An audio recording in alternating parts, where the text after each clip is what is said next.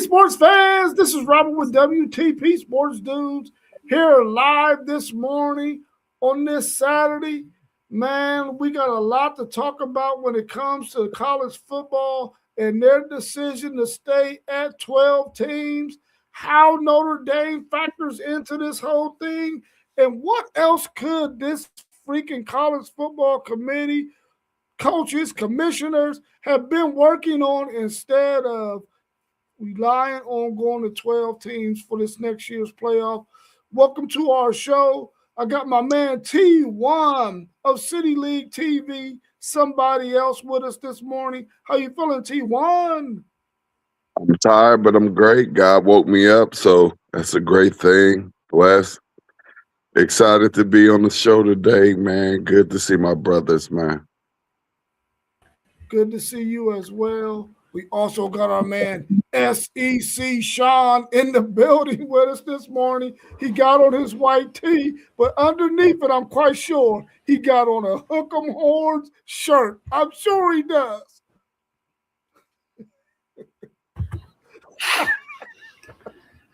I know that's right. How you feeling, SEC? We got Sean? the A&M pajama pants on. We ain't got none of that burnt orange stuff going over here. Pretty good.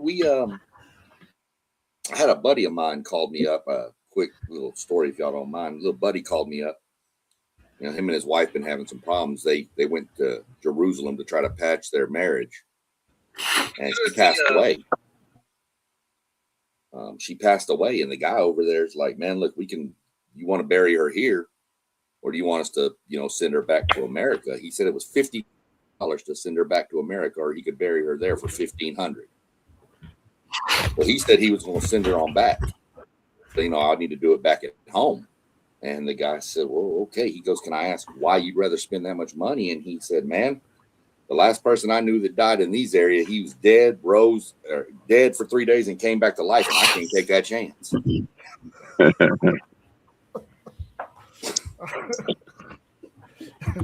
John, you full of jokes this morning, bro. You full of jokes this morning. I like that one. Sound like something I would do and say. Right. Same here. Yeah. And we also got our man Post Game of the Post Game 86 podcast in the building with us this morning. How you feeling, Post Game? Feeling good, Rob. How y'all doing this morning? Doing fabulous. Good. Fabulous. Just trying to see when this weather's going to bear down on us and force us into some uncomfortable situations. Well, let's go ahead and get into what we've seen the college football committee, the commissioners, the coaches, all this discussion they've been having over those few days before they came up with the decision to go ahead and stay at 12 teams in the college football playoffs. What are your thoughts on college football staying at 12 teams for the playoff? So is that for sure? They're not going to expand it? It's for sure for 2026. It's going to be 12 teams.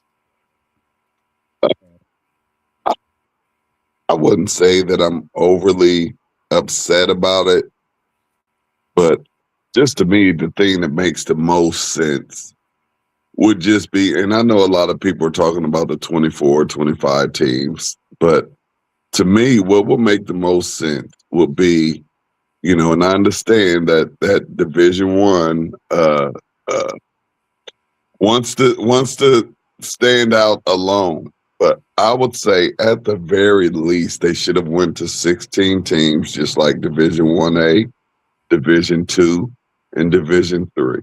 Everybody has 16.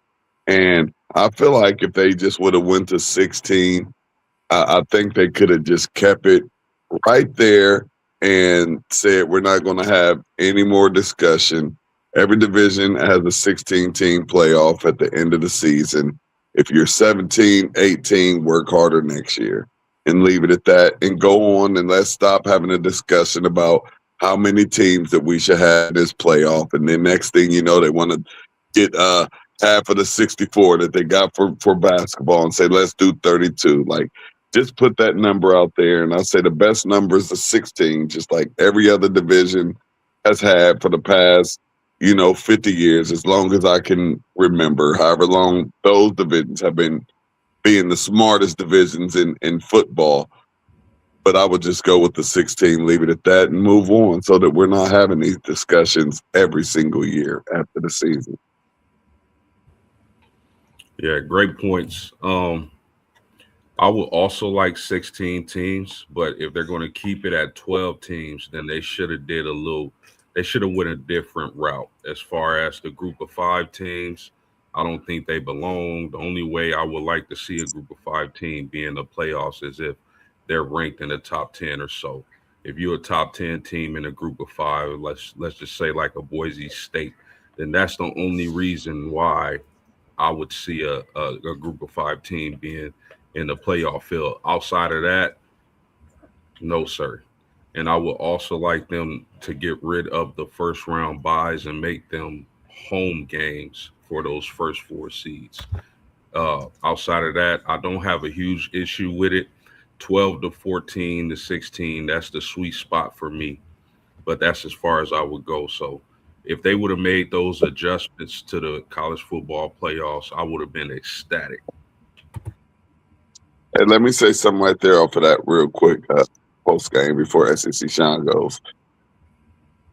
The only way that I will be cool with the bye game is if that first game was at home, because we've noticed these past 2 years that those top 4 teams, they have not benefited in any type of way. And I definitely agree that give them a home game on that first game instead of a bye game. I agree with that. But if you want to give them a different type of reward than 5 through 8 is getting, because 5 through 8 has the home game in that first round of the playoffs, I mean, have the bye and then let them play at home.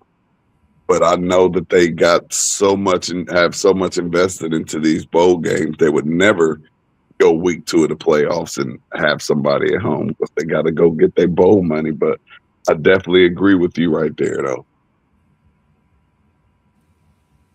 So both make good points.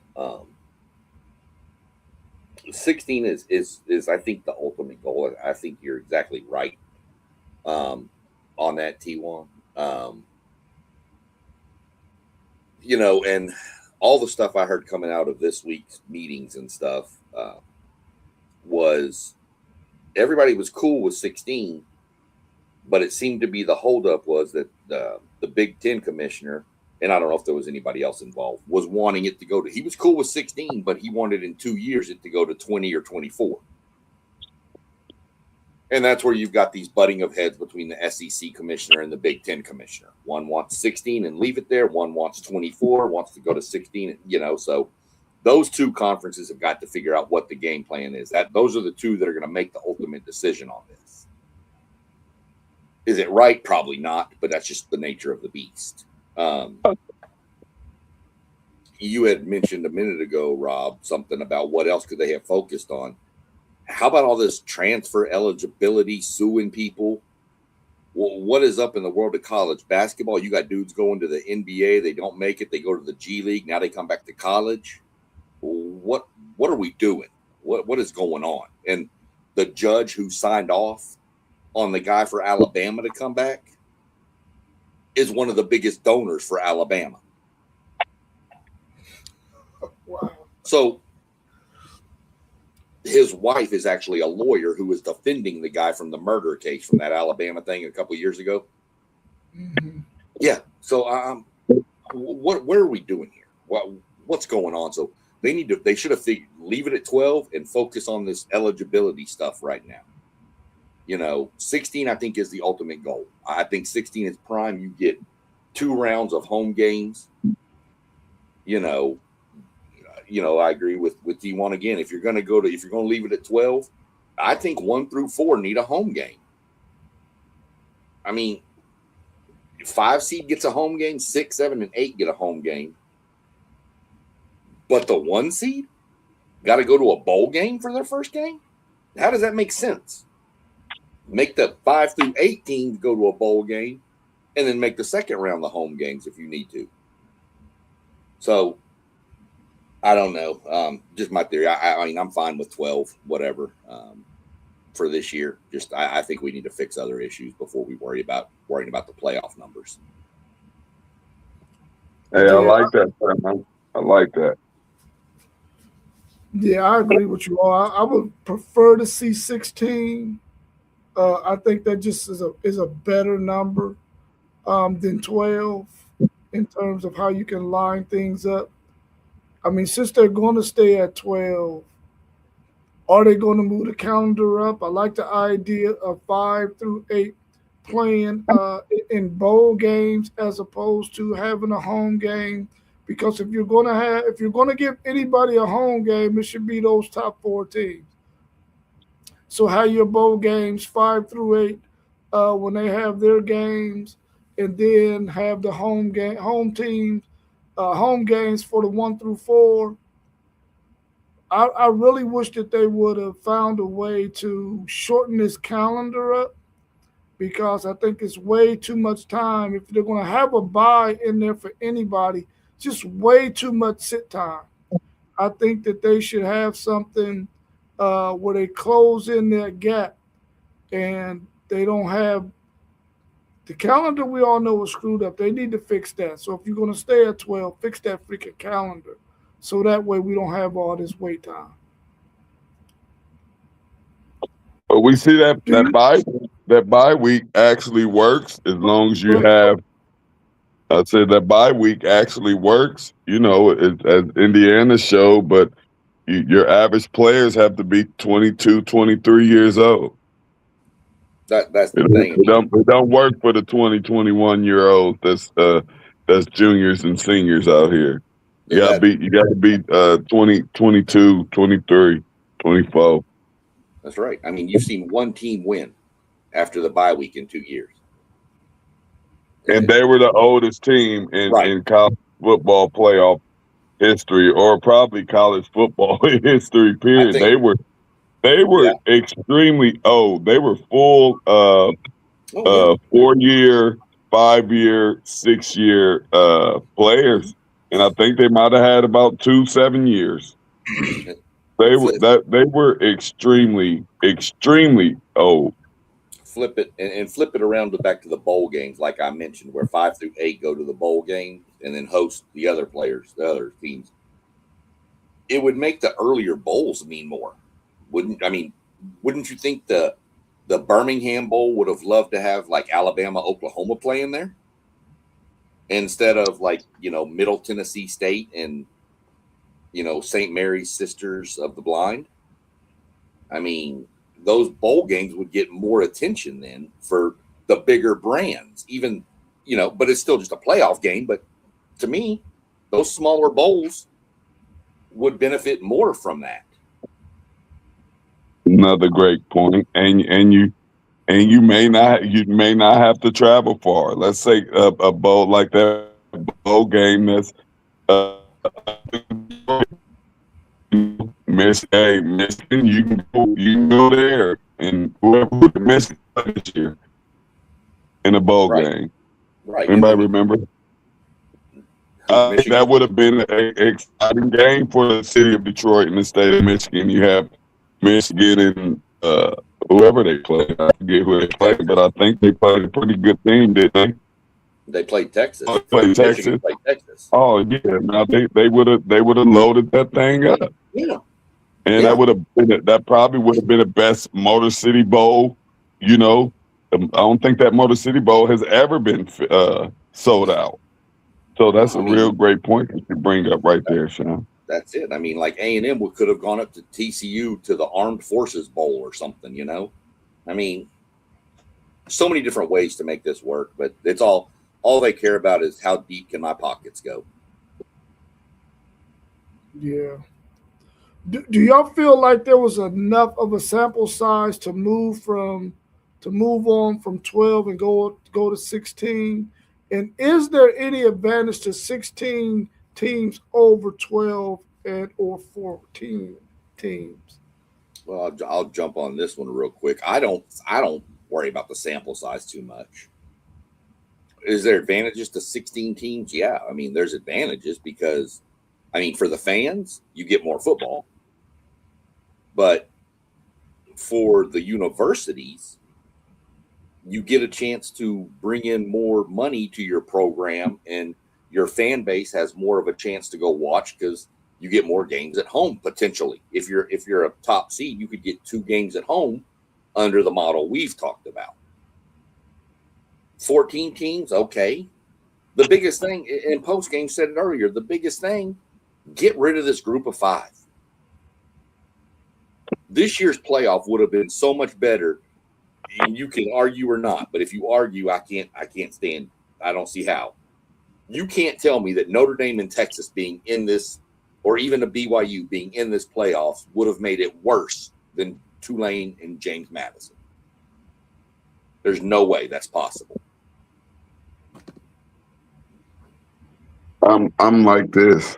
I'm 53 years old, and I don't believe that I've ever heard Division I AA, Division II, or Division III complaining about the amount of teams that they have in the playoffs. I don't think I have ever heard that. So I don't know if just Division I, if they just feel like, hey, we're Division I, we should be different. Well, if you're different, go to 24. What do you have the top 25 teams for year after year after year after year? What does it matter if 25 through 13 means nothing? Get rid of the top 25 then. I guess that's just entertainment. Get rid of it. What do you have it for? Have the top 16. Do the top 16 from here on out. So everybody else after that don't matter. So you have 4 teams that's fighting to try to get into this playoff. A lot of the stuff that the Division I does, we all know it just doesn't make sense. But they want the dollars. They don't care about the cents. Yeah, I do believe there's been enough sample size, and I'm not huge on it. Similar to SEC Shine, you just add a couple more teams. I would have loved to see Notre Dame in this playoff field. I would have loved to see a Texas or a Vandy or a BYU. Those, we all know those are the teams that just missed the cut, and I think it would have made for a better playoff had 2 of those teams or 4 of those teams been in the field. So expanding the field, I mean, better ratings according to the teams that just missed the playoffs. They would have brought their energized those fan bases, better viewership, given the brands that just missed the cut. So there would be a lot of advantages of getting those teams, those extra few teams in the playoffs, in my opinion. Yeah, I think it's been a big enough of a sample size. I mean, it's only been 2 years, but I think that's enough for us to have seen that, listen, there's some things about this thing that need to be fixed. For one, when you got 12 teams, there's too long of a layoff for the teams 1 through 4. And we've seen 7 of those 8 teams lose their game after they're having that bye. So I think that's an area of concern for me. I think that window needs to be shortened. They shouldn't be off that long. I also believe that when you got a 16-team playoff, like my man, One Take Zay, FanDuel Zay just said down there, with 16 teams, you can eliminate that bye week. And I would love to see that bye week eliminated. I don't think the team should have to wait that long to play a game when we already know at the beginning of the season, a team is rusty, and then eventually they get clicking around week 3, 4, 5. And whenever you have a long old layoff like that, there's a good chance that you're going to come in rusty. And I don't think if you're having a college football playoff, you want to see teams out there rusty. You want to see them working at their maximum. So I think that they should scrape that freaking 12 teams and go to 16, because that's one of the advantages. And then I think at that point, you can also give 2 rounds worth of home games at that point. And I mean, it's going to be a tough sell to get 2 home games in a row for those first 2 rounds. But I think that makes for a better competition. I mean, the bowl people gonna probably be pissed off because they only gonna have 4 and 2. You know, the championship game and the 2 semifinals. But it is what it is at that point. You're gonna have to find somebody else to plug in those other bowl games. But I think that they should go to 16. I think that's the advantage. 12, you got to have a bye. 14, you got to have a bye, and I think they should eliminate bye weeks. Yeah, I mean, before you jump on real quick, I mean, you're spot on, but I mean, it's not going to be a hard sell for the commissioners to go to 2 rounds of home games. In the bowl games, you just fill in with, instead of having to be 6-6 to get into a bowl game, you know, maybe you start taking more 5 and I mean, Mississippi State got in with a 5-7 record this year because I believe, like Notre Dame example post game, opted out. So somebody had to fill that spot, so they took the next team, which was a 5-7 team. What's the problem with that? It gives nothing but more of those. To me, it makes college football better because those kids get to practice an extra month or whatever. So it doesn't hurt college football by those 5-7 teams getting in my opinion. Yeah. Our man One Tech Zay mentioned 24 teams. What is your for or rebuttal against 24 teams? Yeah, I just don't think, like, it sounds good on paper, but I don't think there's 24 teams who can win a championship. I think you're watering down the field if you go that big. It sounds exciting, you know, but I don't think there's 24 teams worth a shot at being crowned a champion. I just think we're over saturating the field if we go that big.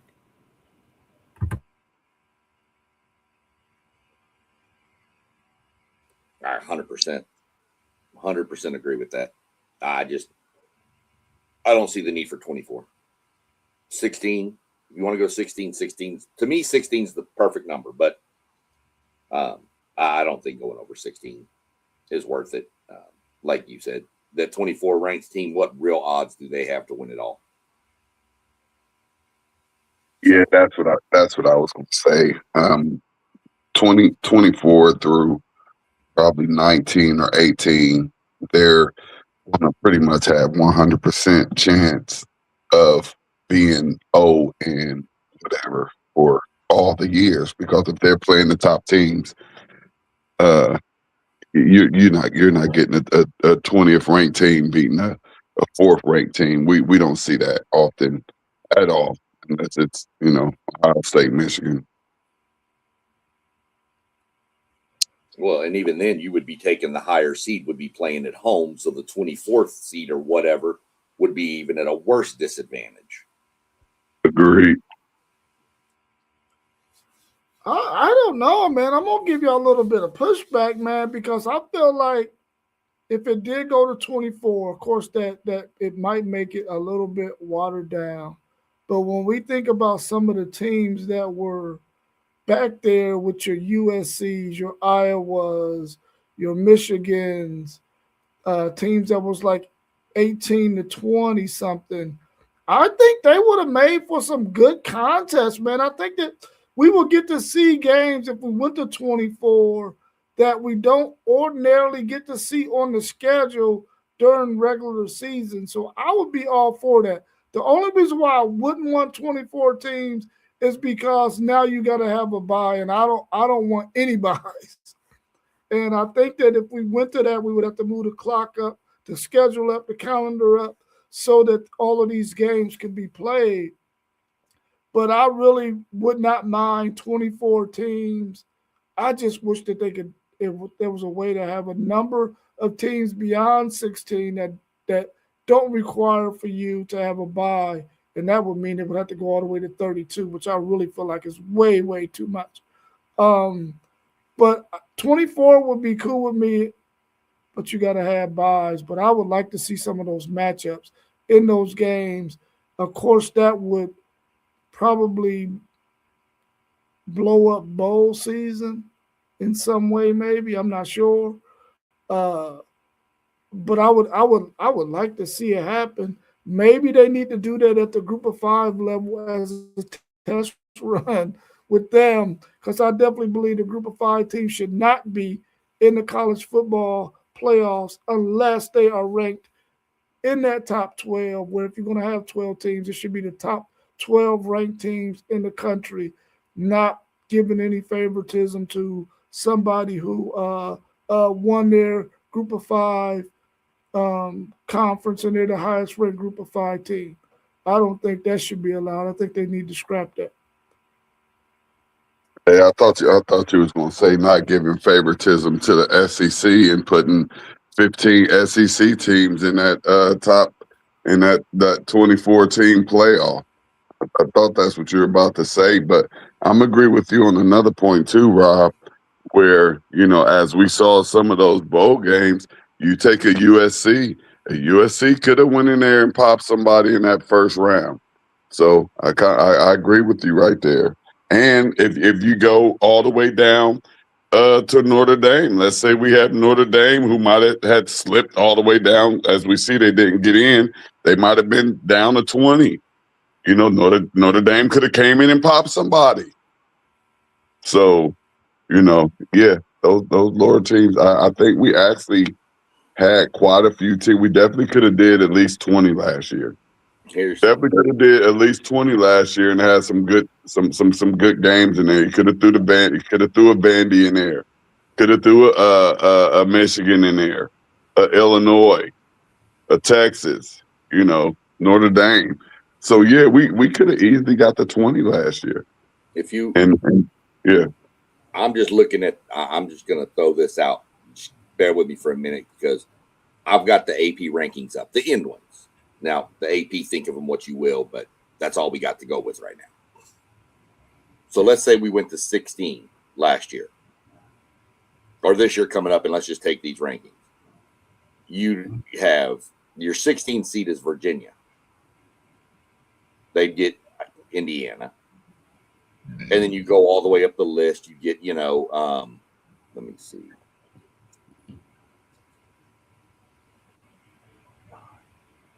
So you get like Texas A&M, Alabama in the first round, Texas Tech, Notre Dame in the first round at Texas Tech, Georgia, BYU, all the way through.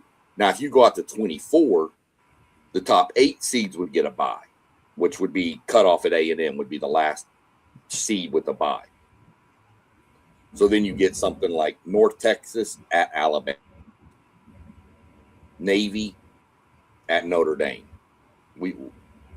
That's what I'm saying. Those 23, 24, 22, they're just not going to. The one team that probably could have done some damage would have been a number 20 USC, and I think they would have got OU, and Michigan would have got Texas. But the rest of those games are just going to be blowouts. Notre Dame, we already saw what they did to Navy. Look, fellas, I get y'all points, and I do agree with y'all. If we know like a team like USC or Michigan would be competitive in an expanded field, but that's not the point. The point is, are they deserving to compete for a national championship? There are teams ranked 23, 24, 25 that would give us great matchups in these playoffs. I agree with that 100%. But are they deserving? I don't think we can get to a point where we giving 24 teams a chance to compete for the ultimate goal in college football, which is a championship. We got to keep this pure and special. It's special to make a college football championship. You know why you don't want the same? When you went to high school, you didn't want the same shirt. You didn't want to wear the same shirt as everybody else because it lose value. You don't stand out anymore. You don't want a woman with 84 bodies because it's not special anymore. We got to keep the college football playoffs special. And how do we do that? Limiting access, giving the teams that really deserve a shot to fight for a title a chance to play in the field. Yeah. Our man One Take Zay said the thing that 24 teams does, it has other fan bases watching those games. I didn't watch many bowl games that didn't have anything to do with the playoffs. What's y'all's thoughts on that statement? Would it really bring in some other fan bases who will be tuning in to some of those bowl games? And we know that it would give some matchups that we probably would never see during the regular season. What's your thoughts on that statement that he made?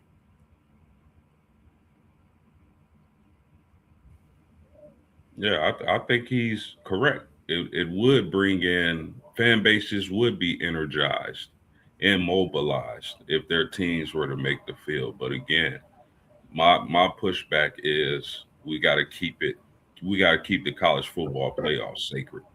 You have to earn the right to play in this field. And if we expand, it's going to water it down. That's my only point. I agree. It's going to it anytime any fan base makes the playoffs, that fan base is going to be energized. So I agree with that point, but I just would like to keep the college football playoffs special. Let me get your thoughts on how do you feel about the Notre Dame dynamic in the whole playoff scenario? They talked a lot about where Notre Dame fits in all of this since they're not in a conference, but they're one of the best teams in college football. And how do we deal with the Notre Dame dynamic? What's your thoughts on that in post game? Since you're a Notre Dame fan, we can let you go last on this one. I'm gonna say this, and y'all know I laugh and I joke and I play around a lot. But in all honesty, Notre Dame is Notre Dame. So I guess if it's almost like like the prettiest girl in high school, and we all OGs now. Some of us a little younger, and she's still just pretty. I'm 53 and she's still fine. You know what I mean? So I mean, you got to leave Notre Dame as Notre Dame is, and Notre Dame is a darling when it comes to college football. Notre Dame is special. Notre Dame is actually too good for a conference, and I think we just have to leave it at that and let Notre Dame be that independent university that they are.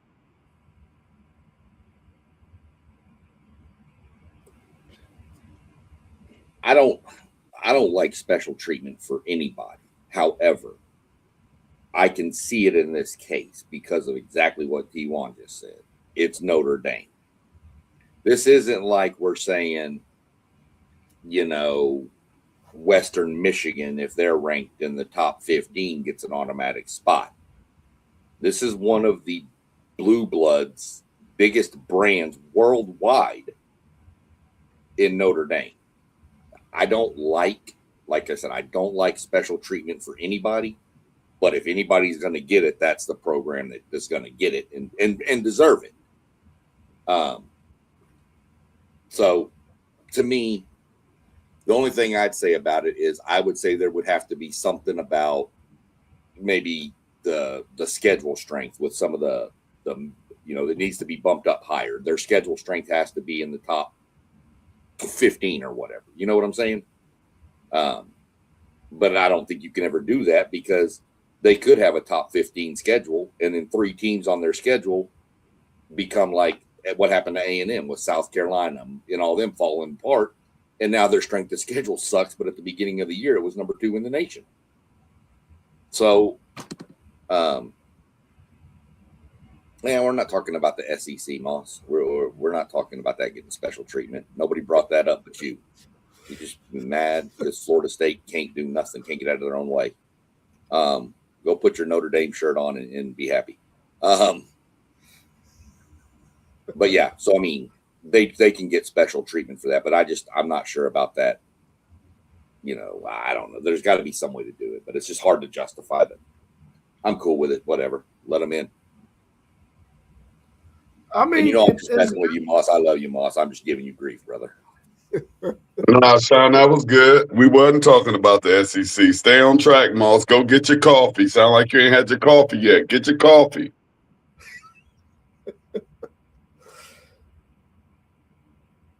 I mean, I think in reality, though, Notre Dame's still going to have to do the work. You know what I'm saying? In order to even get the treatment that, we're talking about. The reality is now they're saying if they're ranked in the top 12, they should get in the college football playoff. I think if you're going to have group of 5 teams vying for a spot or they're allowed to get a spot, then they should be ranked in the top 10. And then that way you ain't got to worry about them 2 on the outside of that, the 11 and 12. So as long as Notre Dame is ranked in the top 10, then they should get into the college football playoffs. I think the reality is we already know that Notre Dame is, and this is what a lot of people are saying, Notre Dame could just go out there and schedule 10 or 11 cupcakes and then make the college football playoffs every year because they're going to be ranked in the top 12. Hold up, We time all out. know that Notre Dame's not going to freaking do that. They haven't done it in their whole entire existence. Why would they start doing it now just to make the college football playoffs? They're going to schedule the way they got to schedule because they need it for their fan base to stay engaged. They want to always be a power in college football. They're not going to go out there and schedule a bunch of cupcakes, man.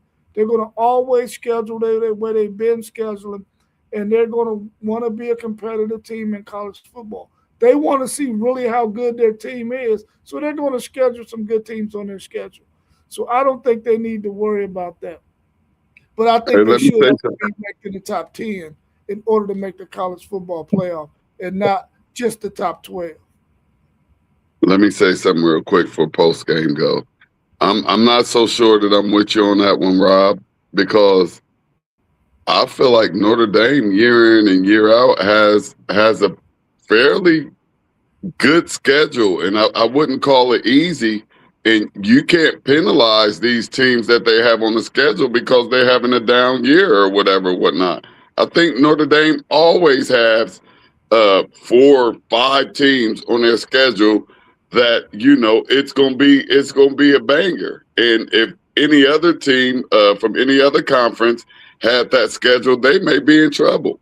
So I'm not so sure that I could agree with Notre Dame having cupcake schedules. I can't even really think of a time when I thought that Notre Dame had a cupcake schedule because they're playing against these Power 4 teams wherever they may come from, and they're always playing USC, the teams that they just used to always play Michigan, and like they always have tough teams on their schedule. So I don't think that I've ever seen a Notre Dame schedule that was a cupcake schedule. I could be wrong. So post game, you can fill me in. I mean, that cupcake schedule, man. You gotta think Notre Dame has just made agreements with Texas, Bama, Clemson, Florida State, teams like that, Michigan. Those are teams that are going to be on the schedule in the upcoming season. So, I mean, when I hear people say cupcake schedule, I know there's a huge, portion of the population that hates Notre Dame. You either hate Notre Dame or love Notre Dame. So I mean, I get it. I get the shots taken, but what does it? Let's say they do play a softer schedule, right? And they go undefeated and make the playoffs. And they get in the playoffs and they beat every team in the playoff and win the championship. What does it matter about your regular? Like I get it, but at that point, what did your argument of they played a soft schedule matter if they got into the big dance and beat all the big dogs? You see what I'm saying? As far as the agreement with Notre Dame being ranked in the top 12 guarantees them a spot. I still don't believe that guarantees Notre Dame a spot because guess what? The selection committee could say on the final rankings, okay, we like how number 13 played as opposed to Notre Dame. So we're going to slide Notre Dame out of the top 12 and jump them with another, with let's just say Alabama. So it's even though they came to agreement with the other big conferences, let's remind the people that the SEC, the Big Ten, all these other conferences agreed to these terms. But it's not that still doesn't guarantee Notre Dame anything, because they can simply be jumped in the final college football playoff rankings. They have to be a top 12 team. That's not guaranteeing anything, in my opinion. Let me ask you a question post game. And this is I just don't know the answer. That's why I want to ask. Y'all have the alliance with the ACC for football, of course, because you're a member in other sports. But is it 6 games y'all are supposed to play against the ACC, or is it a set number? It's a set number. It's either 5 or 6. I can't remember, but it's one of those two. So here's the thing with this whole cupcake schedule, and I get the guy in the chat, Pikey Wonders. I don't know who he is or what, but I get what you're saying about the schedule. But you've got let's just call it 6 games against the ACC. That's half your schedule. This year, the year past, you had Miami, Texas A&M at the front load. So that's 8. So you only have 4 games. So Notre Dame has to go find teams that are open on what dates that are going to play them. It's not like they can just call and say, hey, Western Michigan, drop that game. You're playing us now. That's not how it works. As somebody who's been involved with realignment in high school football in Texas, where coaches on realignment day are scrambling, trying to fill weeks that are now empty because their district got bigger or smaller. It's not a matter of who Notre Dame wants to play. A lot of times it's who can they play. And then, is that team willing to play Notre Dame? Is a Vanderbilt, I'm going to use them because they were on the edge of the playoffs last year. We all agree. Is Vanderbilt going to accept an open date with Notre Dame with the chance of losing is going to pretty much eliminate them? Probably not. But you know who will? Samford, not Stanford, Samford. Because Notre Dame's going to cut them a check for about $1 million. 100%. Great points. He knocked it out the park, ladies and gentlemen. And I'll reference the USC thing. USC wanted to move the rivalry game against Notre Dame to week 1 or week 0? You can't just do that on the fly. You can't call your first opponent and say, hey, the only way we get USC on the schedule is if we move our game. That's not how it works, and that's what USC wanted to do. So great points, SEC.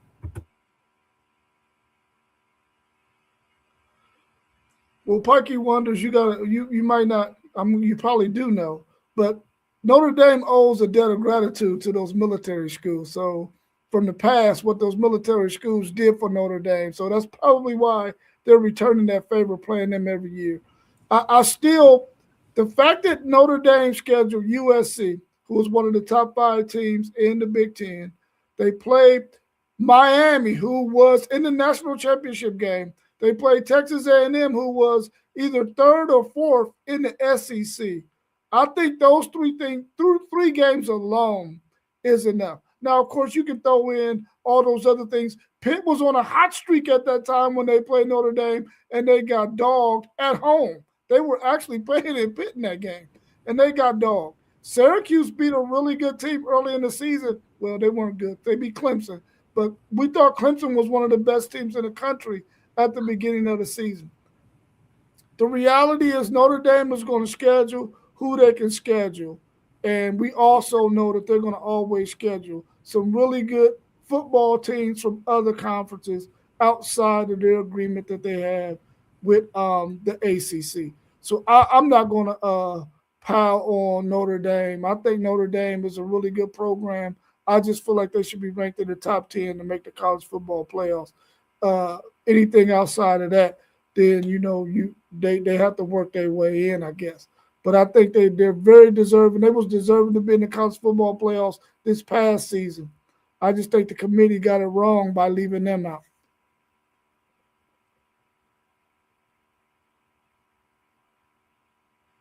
The only people that I know were saying that, they are people that don't know ball. Like talking about Ohio State played Texas, Michigan, and Indiana. People said they didn't play anybody. That's from people that don't really know. They said we didn't. They just said we didn't play anybody either. Now our schedule, like I said a minute ago, got worse when South Carolina fell apart, LSU fell apart, Auburn fell apart. Our schedule looked a lot worse than it was. Yes, we beat all the bottom teams in the SEC, but we were projected to be one of the bottom teams in the SEC behind all those teams. It's not our fault that they fell apart. Syracuse was a much better team than what they showed at the end. Once they lost their quarterback, they were done. Pitt's trash. No, Pitt was not trash. Pitt was really a good team. Notre Dame and Miami both beat the ever-loving snot out of them, but they were still a solid team. And they were saying the same thing about Indiana. Indiana played Oregon, and they said Indiana didn't play anyone up into the Ohio State Conference Championship game. Now, given that, what did they do in the playoffs? Yeah. That's my point. Conference, and this isn't a knock at Notre Dame, don't take it this way, but conference games, even being a Notre Dame guy, not inside of a conference, you can look and say a Michigan-Indiana game, a Oregon-Ohio State game. You saw UCLA come in and beat Penn State, and UCLA, we all know at that point was terrible. You've seen an underperforming Longhorn team beat a much better A&M team this year. I mean, we've seen that for 2 years now. But there it goes. But it's conference games are in, just because it doesn't look good on paper, they're still a conference game, and those are, whether they're big rivals or not, it's a rival in the conference, I promise you. Mm-hmm. Yeah, I think PW, I think we all agree that there should not be any preferential treatment for Notre Dame.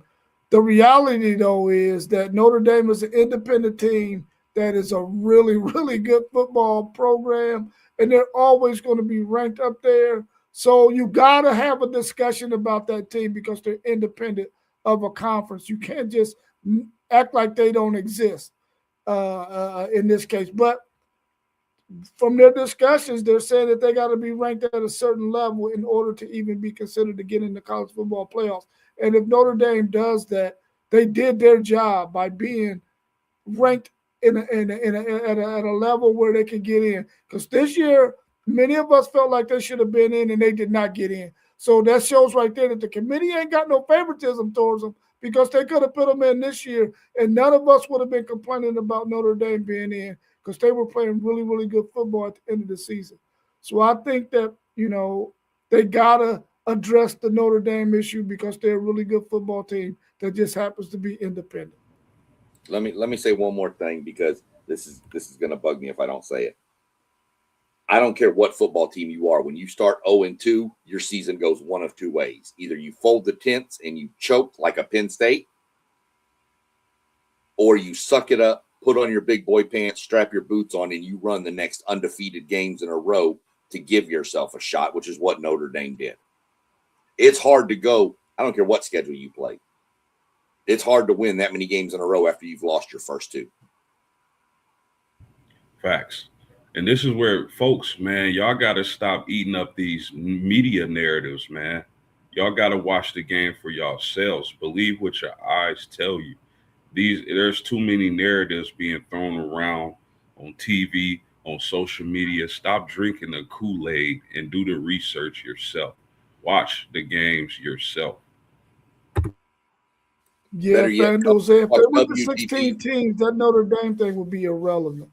Better yet, just tell them to come watch WTP Sports, dudes. We're going to have the best rankings you can get.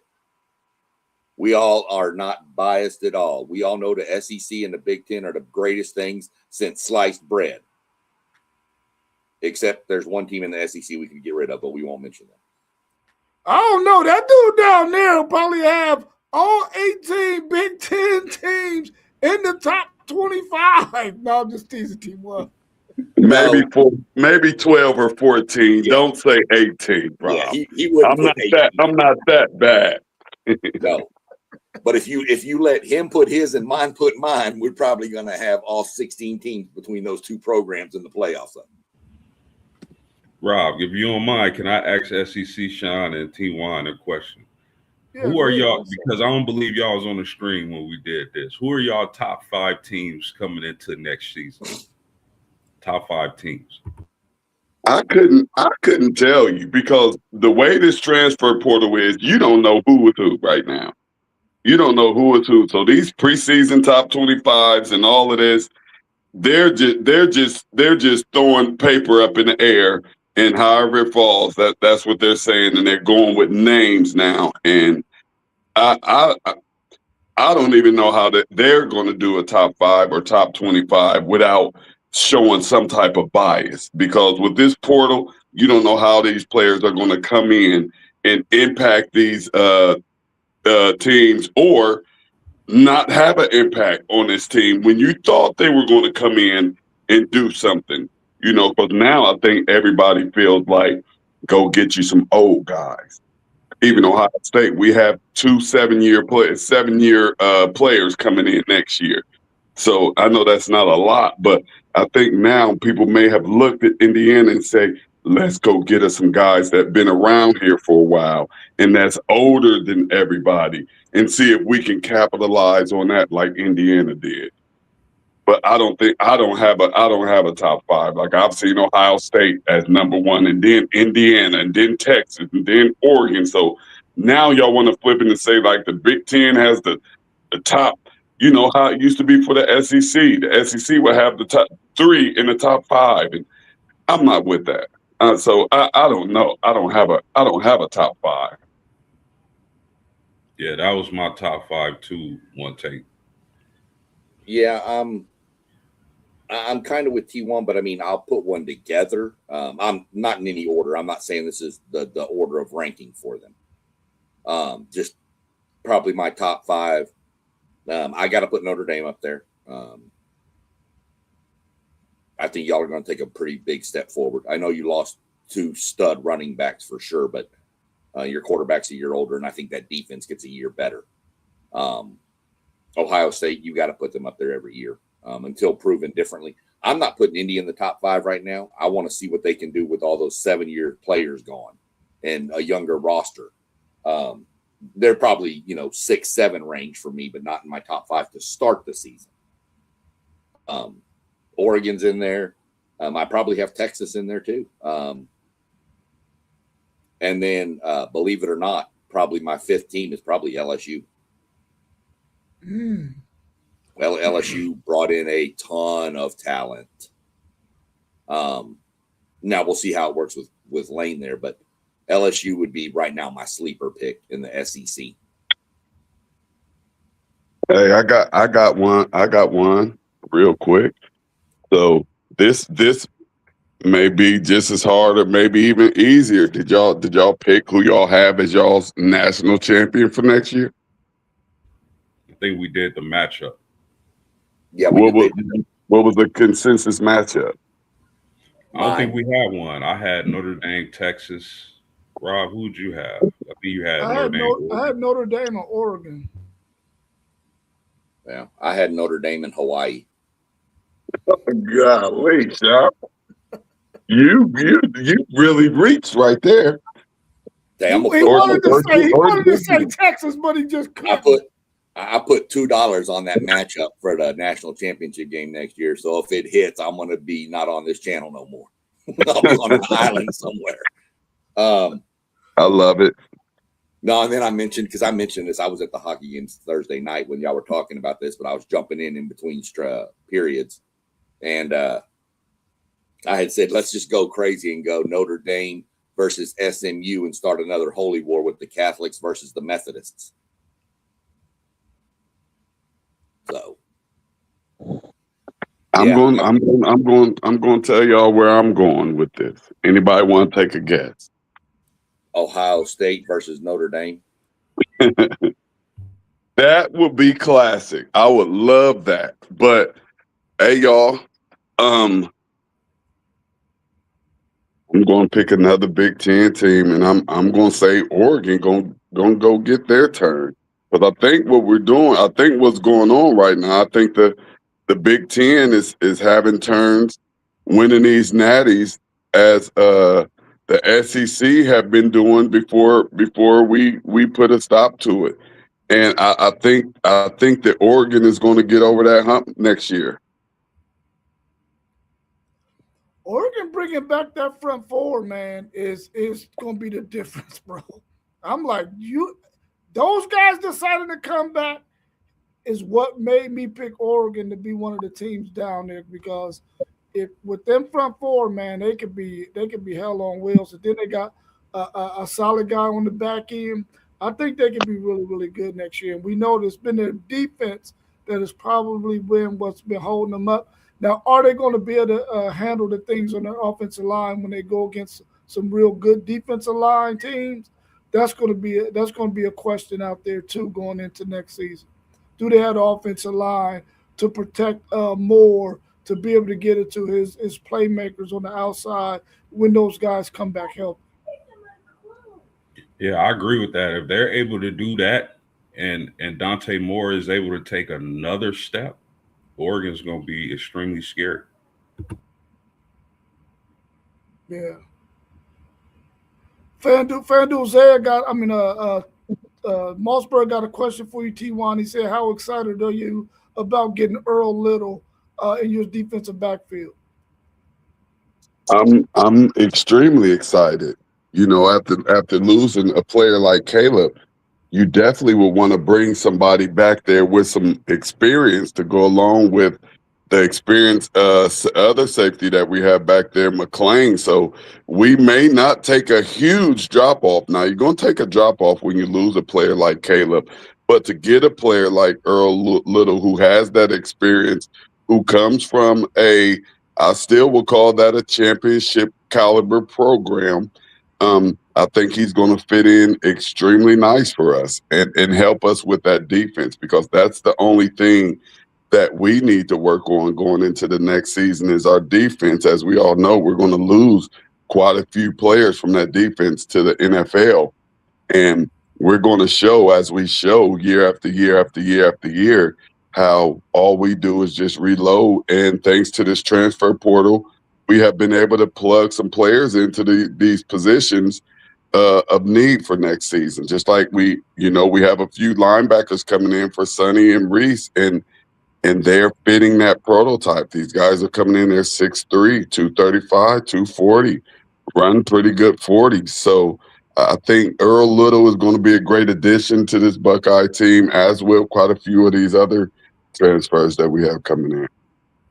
But we appreciate y'all for letting us use him for a year, Mo. Yeah.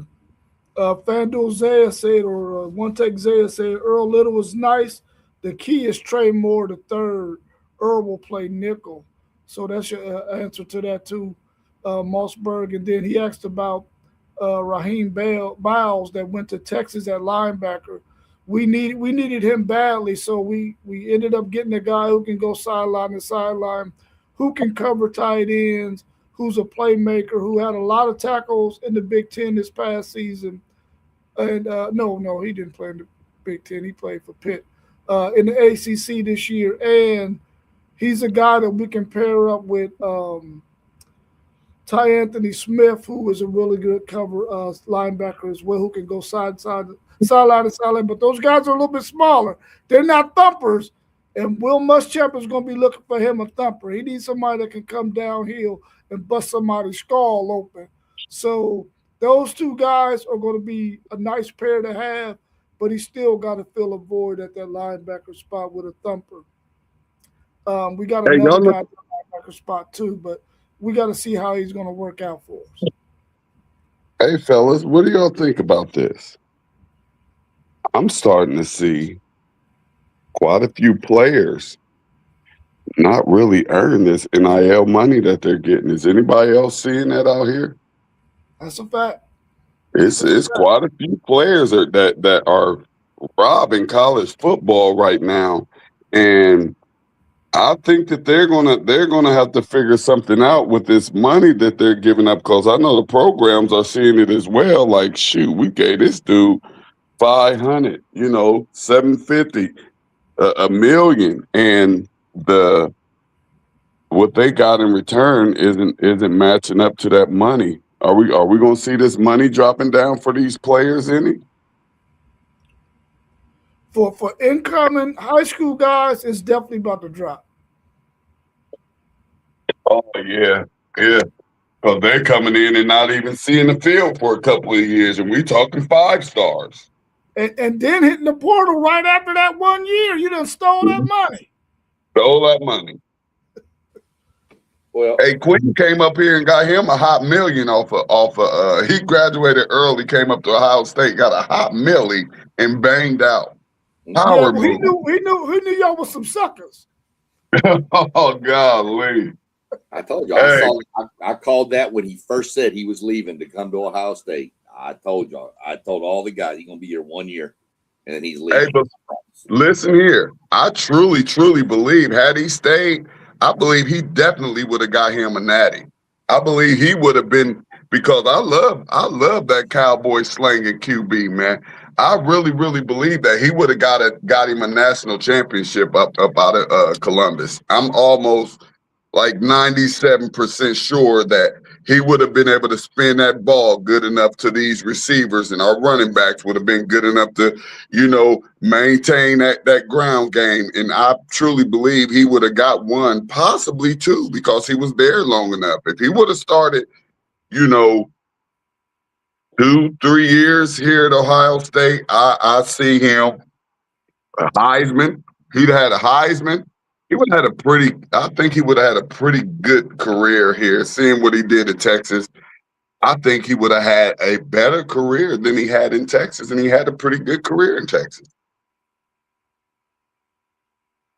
Well, you might have to factor in the fact that he was injury prone. So if y'all could have kept him clean and he didn't make some of them dumb runs he made, taking them hits, then he probably would have been if he would have played all the games, yeah, he definitely could have won a national with Ohio State. He needed to stay healthy, though. He couldn't stay healthy at Texas. Yeah, our as you see, our QBs really don't get injured like that. They go to season, they go to whole run.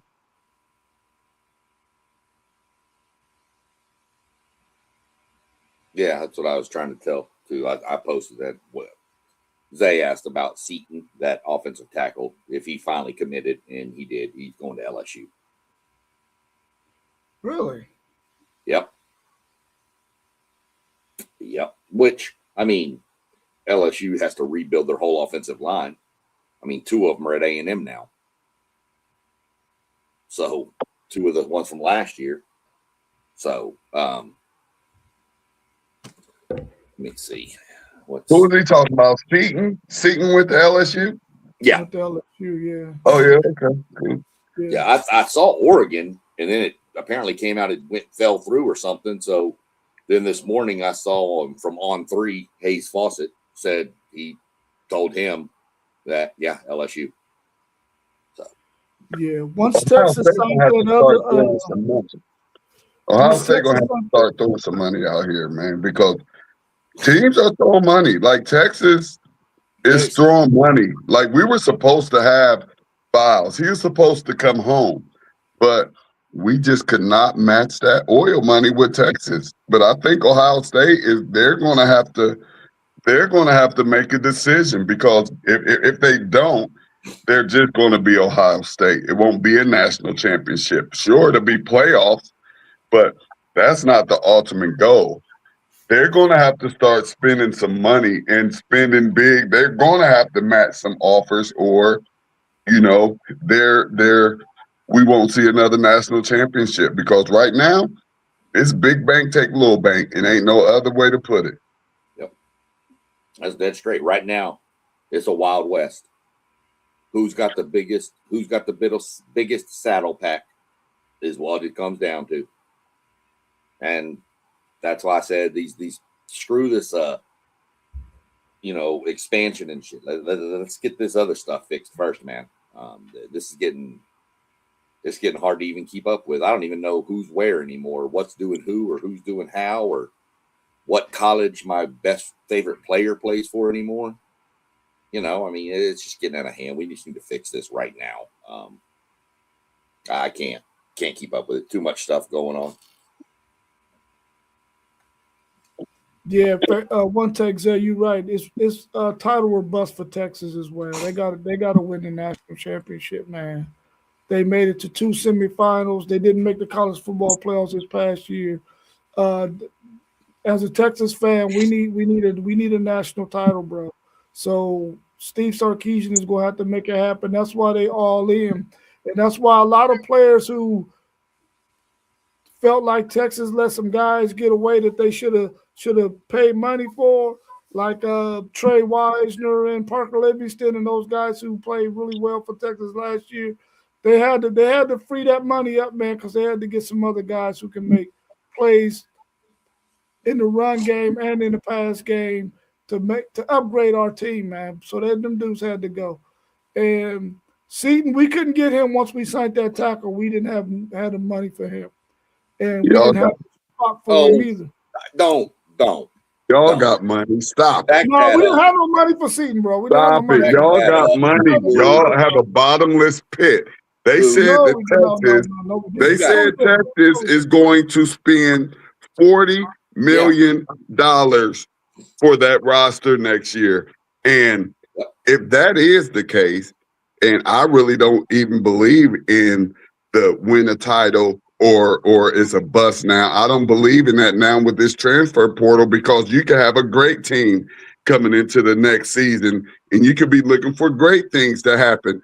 But if another team goes and spends the big bag and grabs the top quarterback along with the top offensive lineman, along with the top defensive end, and you don't have a chance. You don't have a chance. So that title or bust thing with this transfer portal, you could bust very easy, and you could be busted by week 6. Yeah. I promise you, it's not for lack of money at the University of Texas. I don't care. Right. So stop it, Rob. If I wasn't on this podcast, you could maybe bark up that tree, but I'm sitting here and I know different. I'm not saying Texas doesn't have the money. What I'm telling you is they were not about to have spent money on all these linemen that they spent money on, and then spend money on another tackle who one of them dudes was not going to get to play, and they don't want that money sitting on the sideline. They want that money on the field. So they weren't about to pay that money for Seaton once they got that other tackle, and they're probably going to bump Brandon Baker into guard. They weren't going to do it. He's definitely not going to come and play left tackle over Trevor Gooseby. So it was a no-brainer. Once we got that other tackle, we couldn't mess with Seaton anymore. That's why he fell off of our radar.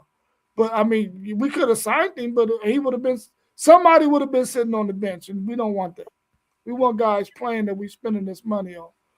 What do y'all think about, should they have figured out this whole money thing, because you're getting this collective bargaining agreement money?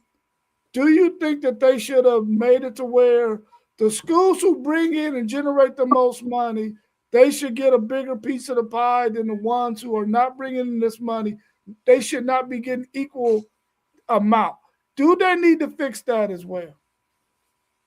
I don't think so, because if you do that, you penalize the small guys in your conference, and a conference is a conference for a reason. It's like a family. So if we're a family, we know we're individual when we go out and play these games on our own. But when it's us against all these other conferences, we should be together. I'm cool with that. And maybe it's just because I'm a Big Ten fan and this is just the way that we have been doing it. And I just agree that we should share this pot right here. You get your money during the season. If you want, hey, make sure that your stadium is filled up. Make sure your stadium is filled up when you have your home game. So you're gonna make your money, and make sure you're scheduling some teams that's gonna throw you a nice little bag if you travel to go play against them. But I feel like you should like those bowl games.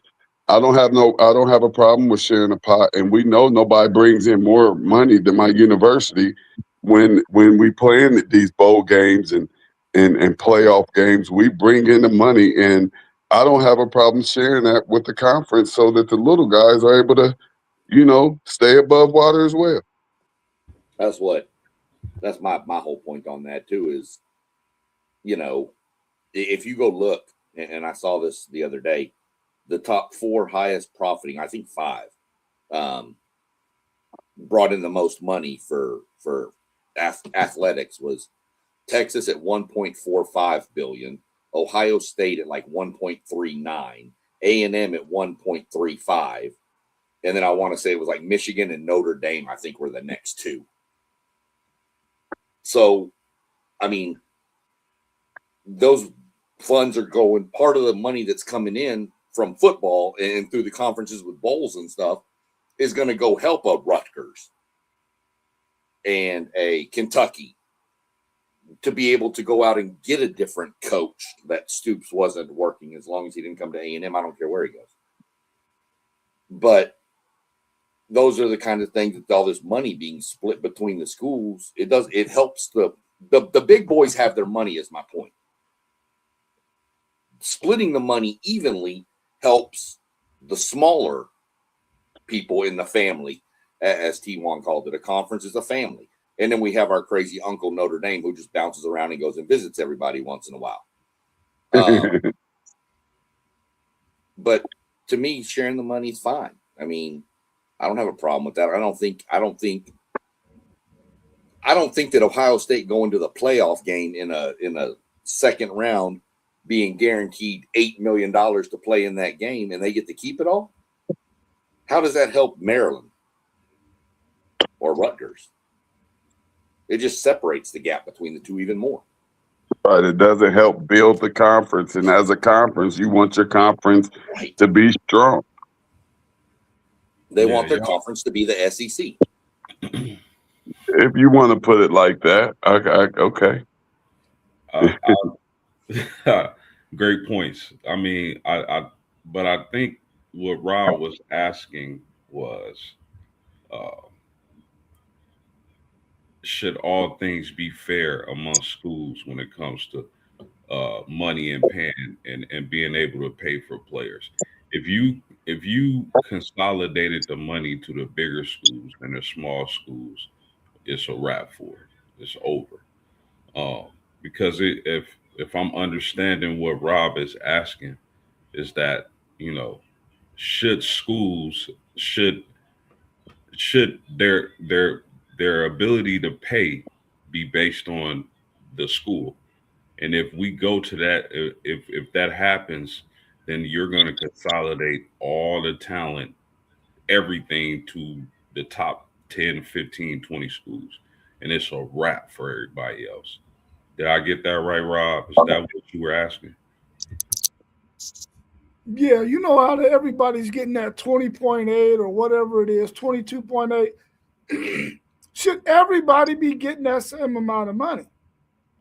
And I feel like, because SEC Sean, you just said the schools who are bringing in the most money. Now, I'm not saying in the Power Four conferences that all of them should not get the same amount of money. I'm cool with that. My point is, should Tulane be getting as much money as Ohio State, Texas, Michigan, and all them? Should San Diego State be getting as much money as them? Should all of these universities and these 136 schools that play football, should they be getting the same amount of money as the 12 teams, well, the 10 teams that we see playing in this 12-team playoff? I don't think so, man. I don't think everybody should be getting the same. They should get some money, yes, of course. But they shouldn't be getting 20.8 like the big dogs are getting. Somehow that thing needs to be put to where everybody in the Power Four is getting the same amount. but then there should be tiers to it. Okay, you in the group of 5, you get this amount, but you can't get as much as the Power 4 gets. In my opinion, that's how I feel about it. Yeah, see, I disagree. If you're in cool. Division One, if you're in Division One football, I think you get the same cut as everybody else. Because the schools we mentioned, the A&Ms, the Texas, the Ohio States, the Notre Dames, they're going to get that 20.8 plus what we just mentioned, the 1.4 billion they're bringing in. Tulane's going to get 20.8 and maybe 20 million. Who knows? On top of that, what they bring in. I don't know what they bring in as an athletic department. So it's doing nothing but helping the little guys close the gap a little bit by being able to go and get 2 4-star players on a Tulane, a wide receiver and a quarterback. And now all of a sudden, Tulane's going 12-0 and in the playoffs every year and getting more money. And now they get 2 more 4-stars. And now your gap's closing from the top to the bottom, creating more parity in football. You've seen parity in basketball with all this transfer portal stuff. It's the same as football. It's just a matter of football is going to be driven by that money. The smaller schools need the money more than the bigger schools do.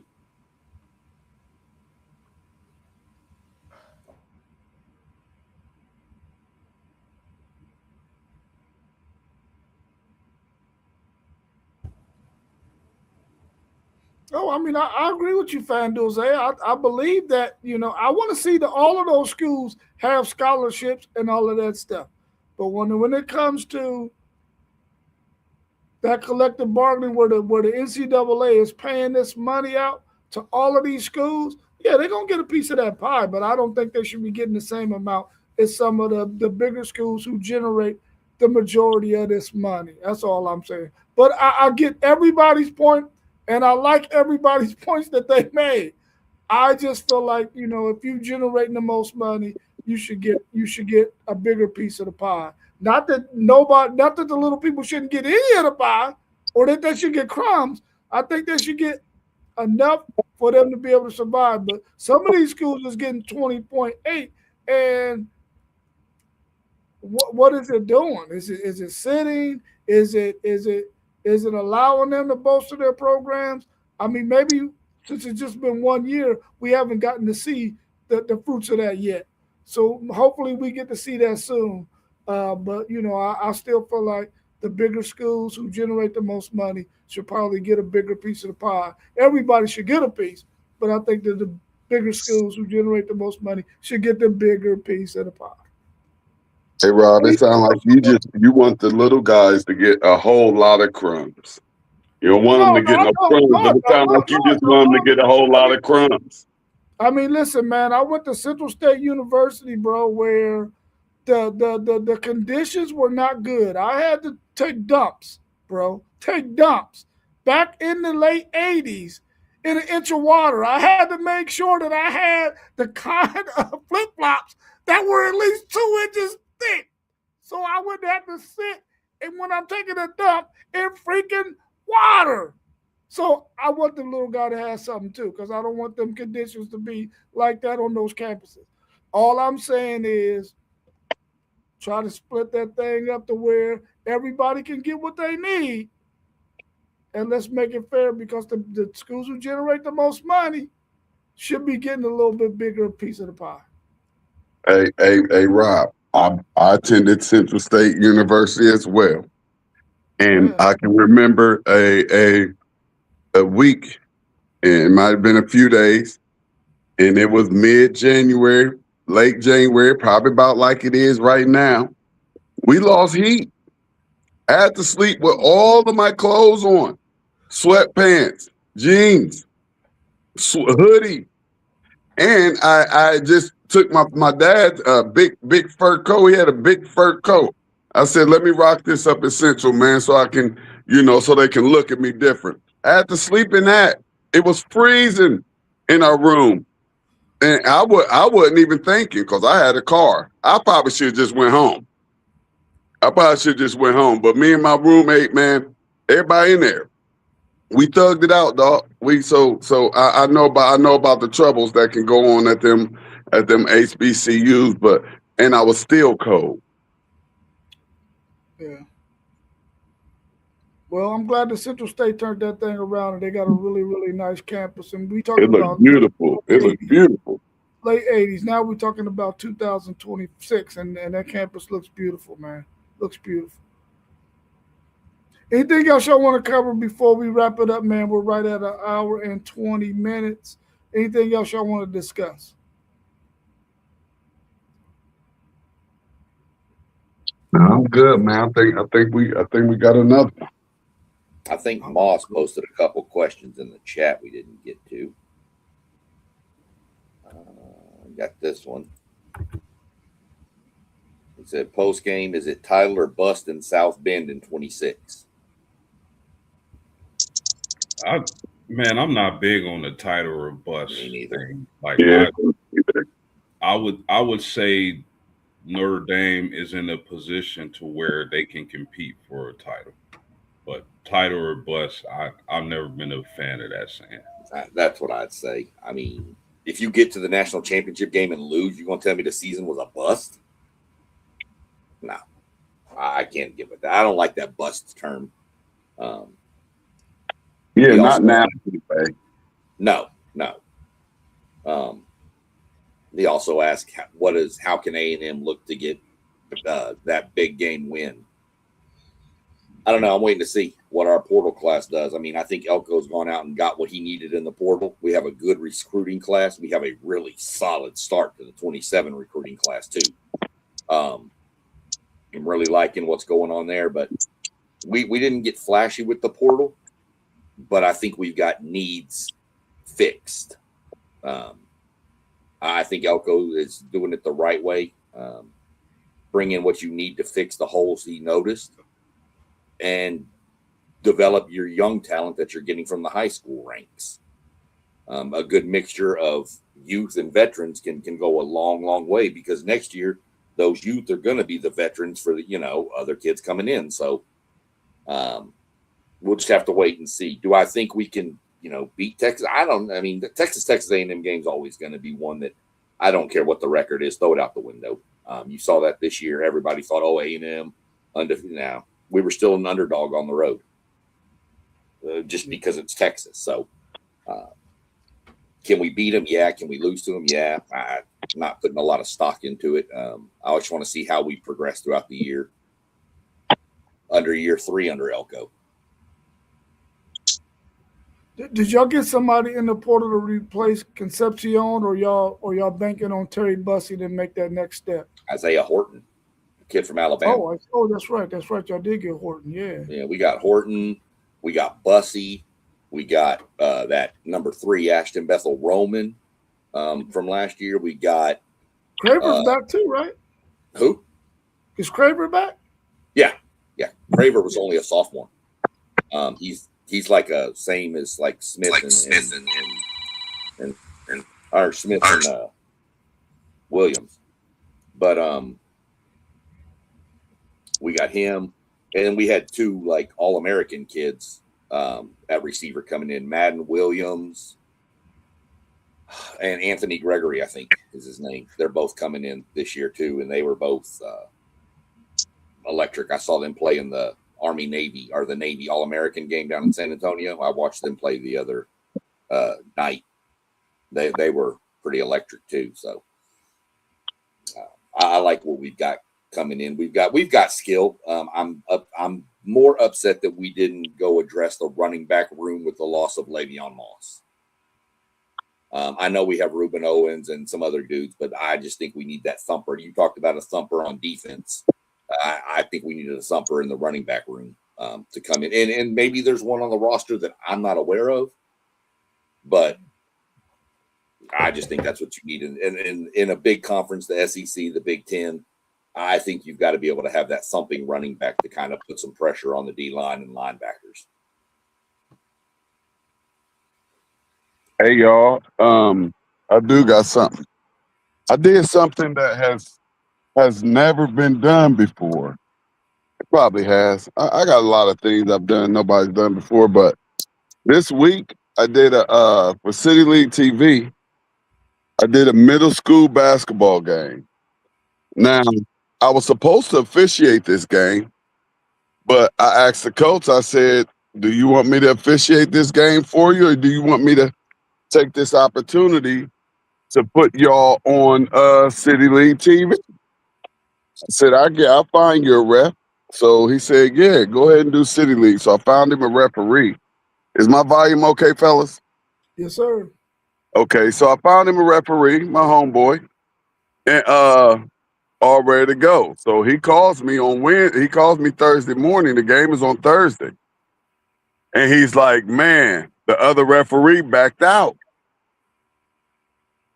So I'm like, all right, let me see if I can find somebody for you. So I was not able to find another referee for him. So guess what I had to do, yo? I had to referee that game. I filmed and I ref, bro. So guess what? And guess what I'm mad about? I mic'd myself up. But the devil been playing with what's going on, and he messed up my whole program my whole app that I had for that I do my streams on. So I had to get a whole new app. So, I don't know how to work this thing yet. But I was mic'd up and everything. I did the City League. It's actually on. It's on a City League TV page for those of you that are not following City League TV on YouTube. But it's on that page, and I mic'd myself up and everything. I said I'm gonna do something. I'm gonna do something crazy special today. So I mic'd myself up, man. I'm out there. I'm doing my 1-2, 1-2, having a great job interacting with the players. I taught, a few of the players that was out there, and then I've seen a few of the other players. So, I'm talking with the coaches. I got fans asking me like, "Yo, what you on TikTok or something?"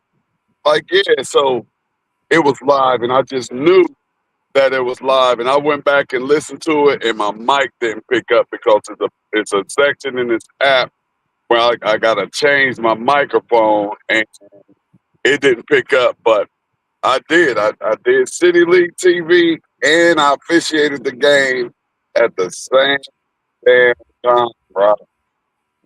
Wow. So you were mic'd up, but the mic didn't work. Yep, I was mic'd up, and it would have been cold. The only thing that I was worried about was how loud the whistle might have been, But I moved the mic over to, it was like on the side of my neck and on my collar. And oh man, it would have been dope. It would have been really, really dope because I envisioned it like, how they mic up the players. They mic up the players in live game action. So, I put my I ain't gonna call it acting, but I put my entertaining hat on too. And when they mic'd up, they know they gotta entertain. So, and y'all know me, y'all know I'm an entertainer. Man, it would have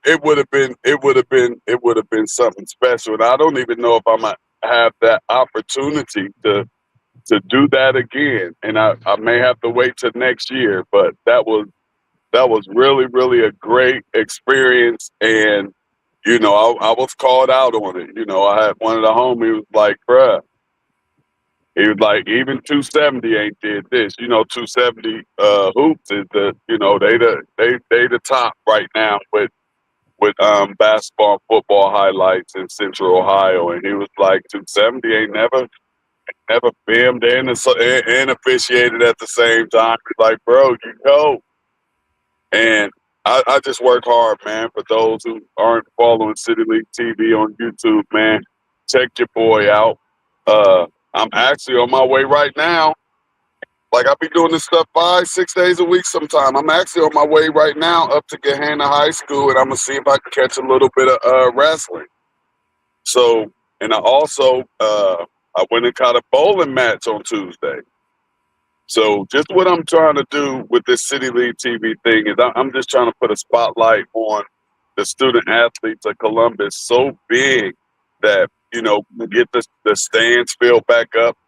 We can get some of these kids that's at these charter schools to say, you know what, Ma, I think I might want to go back to Columbus City. They over there doing big things. You know, I cover pretty much almost everything. If it has to do with these student athletes, I cover it. Like I'll probably be going over to Eastmore probably this week and interviewing the drama director over there. They have a musical coming up, so I'll go and interview him as well as the cast of that stage play that they'll be putting on. And I just want students to love school again, and I want students to look forward to seeing themselves on City League TV. So right now, I'm out here. I'm the only cameraman, so I'm all over the city. Every single day of the week, I'm all over the city, you know, capturing these moments that these student athletes and these student uh, performers, whatever, they're students in Columbus City, and I'm just making sure that they have lifelong video that they can go and check out and one day even show their kids like, yo, this was me.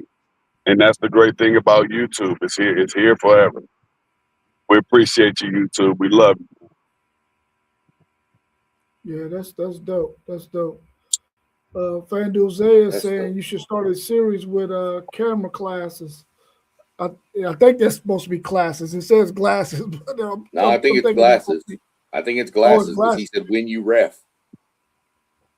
No, you don't even need that, because that game that I officiated, the coach just had a kid move the camera back and forth. The only thing I would have told him is like, yo, y'all can't talk, but I watched the game. It really didn't bother me because you hear so much talking, you know, anyway, with the fans. And this little kid did a great job.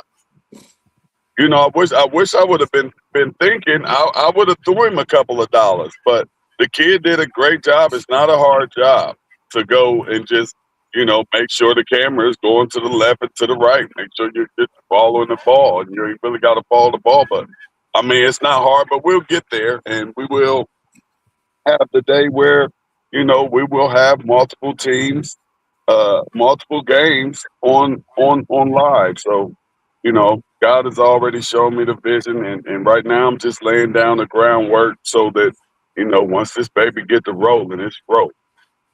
Yeah, you find you a kid at every school that you can throw $10 to and say, hey man, film this game. And then next time you come back there, he's gonna be like, you need me to film? Or he may say, where you want to go next, I'll follow you. So it could give a kid a career. If you think about it, going, you know, he could go into a you know, media arts or director or whatever, cameraman. You know, that kid that you gave $10 to at Gahanna High School, he could be videotaping the Super Bowl camera crew for NBC in 10 years. You know what I mean? Just because you gave him that chance. And that's what I want to commend you on is it's not just football, basketball. It's, you mentioned wrestling, bowling, drama. Yeah. It ain't just football, basketball, baseball, man. Yeah. There's numerous other sports these kids do that get no recognition because it ain't football and basketball. Yeah, yeah. I mean, hell, I still watch track meets, the state track meet from Texas. I still pay the streaming device to watch the state track meet out of Texas every year. Oh yeah, track me fire, and I know it's extra fire in Texas. I mean, so you know, I commend for what you do with all the kids and all the different stuff, and not just focusing on the big, like, 3 sports. Yeah. And that's what most people do. They just, you know, they pretty much just focus on basketball and football. You know, I even have an interview on our YouTube page with the band director at Linda McKinley. They're going down to play in the Mardi Gras parade. So, you know, I went in and interviewed him and, you know, just help promote, you know, their fundraising so that they can get down there to New Orleans comfortably. And I just enjoy helping in any type of way that I can for my community. Yeah, facts. 100%. All right, y'all. Anything else y'all want to add before we wrap up? Now, everybody stay safe. We got some good college basketball today. Y'all tip Man, off in about 10 minutes, 20 minutes, Rob. Y'all tip off. y'all What we see? got? Hey, no. You see the new Gahanna High School? No, they built a whole new school. They built a whole new school. I got to figure out how to get to the gym. Oh, it look like it's over on the other side. Yeah, they done laced this baby all the way up. Oh, see, Yeah, I thought they they were built just a building. whole new school, bro. Oh, I thought they was just building a sports complex. I didn't know they was building a whole freaking new The school. whole they built a whole new school, bro. Wow. I've seen some pictures in it, but I'm about to be able to walk into it now. I wouldn't doubt if they had, because when I walked up into Upper Arlington, you ever been to Upper Arlington? Nope. When I walked into Upper Arlington, I mean, just a immaculate school, and they even got the stuff up in there. You know, as their mascot inside the case, they have a real live in their trophy case. I'm like, this is just some next level stuff. Like, yeah, look, that's the old school right there. The new school back here. This the old school. It's done. I wonder what they're gonna do with this. I wonder if they're gonna tear it down. They probably will. They might move one of their middle schools in there. I think they got two middle schools. They Yeah, might combine them both. yeah, they might even have three. I know they got what? Is it East and West? East and West, yeah. Yeah, All yeah, right, but I'm y'all. We can out go ahead here, and man. get up out of here, man, so we can enjoy the rest of our day. Y'all have a good one, man. I appreciate y'all joining on. Everybody out there in the chat, make sure you like, subscribe, share our videos. Everybody's channel is scrolling across the bottom. Please go and subscribe to all of those channels. Hit that bell to get notifications anytime we go live. We'll be back tomorrow morning at 9 a.m. Hope to see you with us. All right, y'all. Peace.